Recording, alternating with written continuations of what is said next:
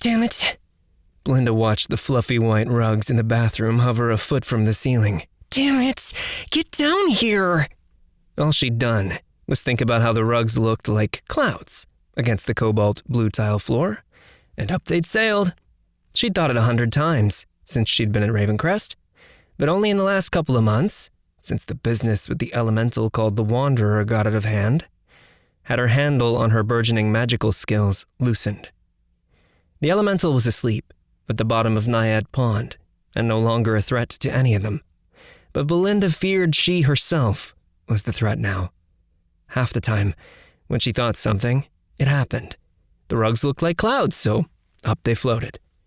Grant had laughed when she'd told him, and he'd instructed her to use her intent to stop such problems, saying it would be good practice. Get down, she ordered. Back to the floor, right now. But the rugs wouldn't listen. Ever since the Wanderer had joined with her for a short time, changing her behavior and causing her to humiliate herself in front of everybody, she hadn't felt the same. It was hard to look anyone in the eyes now, especially Nathan Aubrey, whom she'd vomited all over, and Eric Manning, whom she'd accidentally doused with a pitcher of water when she thought he was all wet. She'd done the same to Cordelia Heller with a bucket of dirty mop water, but that wasn't something she regretted. And the kids. Oh Lord, the kids. Under the elemental's influence, she'd had to hold her breath because they'd smelled so bad to her. Then she'd invited them to dissect a dead bird in the garden and had called them little fuckers, right to their sweet, innocent faces. In fact, getting Thad to stop repeating the F word continued to be a problem. Belinda couldn't forget or forgive herself, even though everyone else seemed to have forgotten about it. In fact, her behavior had impressed Cynthia, who obviously liked her better now. But the important thing was that Belinda couldn't control her magic anymore. The rugs rippled, taunting her. God damn it! Get on the floor! She ordered. Heavens to Betsy! Belinda whirled. Essie Biltmore stood behind her, simultaneously smiling and looking concerned. What's the matter, dear? Nothing, she said, hoping Essie wouldn't notice the rugs. Why? The door was open, and you sounded very upset. Essie's gaze traveled past Belinda. Oh, my goodness! What's gotten into those carpets?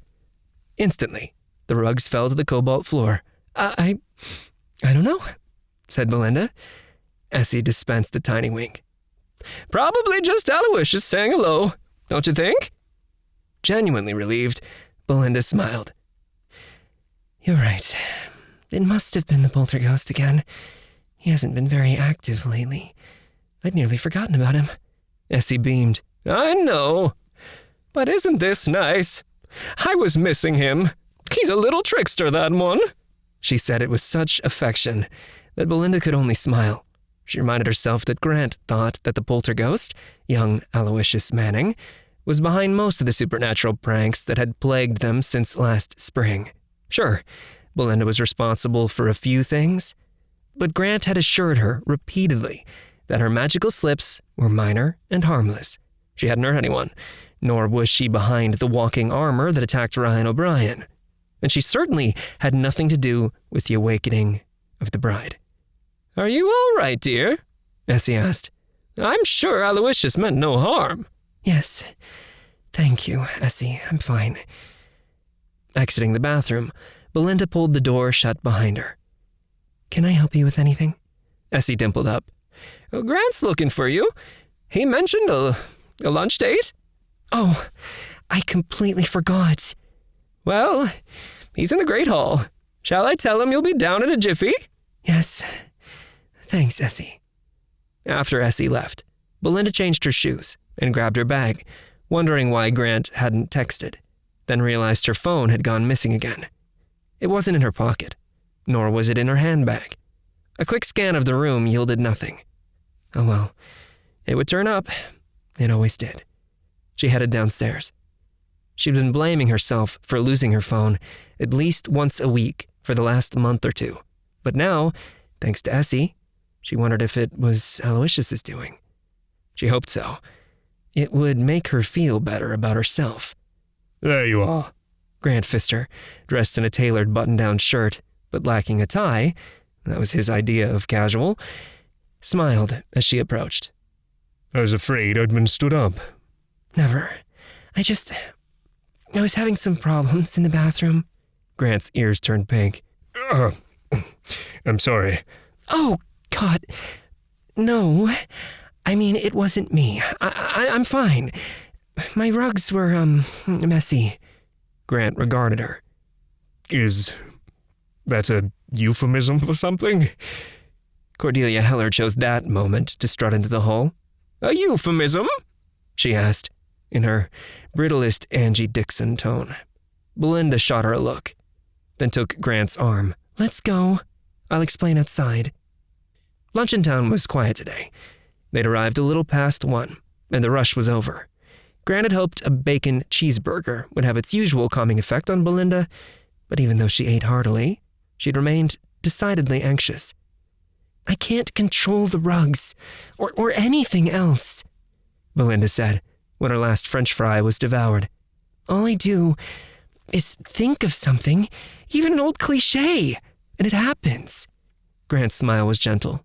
You're very powerful, Belinda, and these things are bound to occur. You've graduated from attempting to do magic to attempting to control magic. It's nothing to worry about. These are minor and normal problems. You're not conjuring dragons. Your subconscious is simply responding to random thoughts, such as your rugs looking like clouds. It's quite charming, really. It's not charming, and it's not minor when other people witness it. Essie saw the floating rugs. She did? Thank God she thought the poltergeist was doing it. Grant couldn't help smile. Indeed. Blaming the Polt is a fine excuse. You must use it whenever necessary. Belinda rolled her eyes and asked, Have you seen anything of Aloysius? He's around. If you weren't keeping to yourself so much, you'd know he's haunting Ryan. Grant gave her a look he hoped carried gravitas. By the way, Ryan thinks you're avoiding him. I am. Grant, when I locked him in the East Wing, he could have been killed. But he wasn't. And more importantly, it wasn't you who locked him in. It was the elemental influencing you without your knowledge. Don't indulge in blaming yourself. Instead, learn from the experience. I need you, Belinda. Ryan is plaguing me with questions because you're not there to guide them. Belinda glared. Since when am I responsible for Ryan? Grant gave her a Mona Lisa. Well, you did lock him in the East Wing. Grant, he chuckled. You don't need to take it all so seriously every minute, dear heart. You must find humor wherever you can. That's how we remain sane. They both smiled at their server as she delivered the check. Grant handed her his credit card, and off she went. Grant, I have something to tell you. Yes? I've made up my mind. I'm leaving Ravencrest. He gave her the same long-suffering look he had ever since she started talking about it a month ago. You'll never be happy if you give it up now. You know that. You can train Ryan instead of me. He can see ghosts too. Frustration filled her voice. Granted. Ryan has a slight spark when it comes to the supernatural, but he only sees ghosts that want to be seen. These are ghosts almost anyone can see if the spirit so wills. He has none of your special abilities. He can't even hear them. Virtually no one experiences spirits like you do. You have a great gift, Belinda. Remember what Bran Lanville told you. You must learn to harness your power and use it wisely, or it will consume you. He said you must learn the craft, and then you can accomplish great things. He also said that I could choose to leave Ravencrest. Grant nodded. That would be a great tragedy. Properly trained, you are the only one powerful enough to break the Ravencrest curse and free the spirits trapped within its walls. He took her hand. You will end the Manning curse and be able to find love with Eric. But only if you stay and persist in your studies. Belinda's voice was bitter. Love is a lost cause. Ryan can help you. Look at his link to Aloysius Manning. That's not a valid argument. Aloysius was a lad who undoubtedly looked forward to becoming a young man. He has latched on to Ryan because he identifies with him. I admit that Ryan is holding up well under the attachment, but that is as far as it goes. Ryan O'Brien is not you, Belinda, and he never will be. I have to leave, Grant. I can't stand being here any longer. He extracted his ace from its hole. But you love Eric.